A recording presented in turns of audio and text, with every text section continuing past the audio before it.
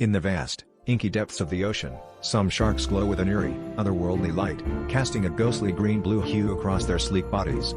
These bioluminescent hunters, like the lantern shark, use their glow to navigate the dark waters, communicate, and even camouflage from predators lurking above. This natural light show is thanks to photophores, tiny light-emitting organs that line their bellies and sides, creating a mesmerizing underwater spectacle. As they glide silently through the abyss, their glowing bodies not only illuminate their path but also reveal the hidden beauty of the deep sea, a world where light is as rare as the predators that command it. This glimpse into their glowing existence challenges what we know about survival and adaptation in the ocean's most mysterious corners, where light becomes a tool for stealth, strategy, and survival.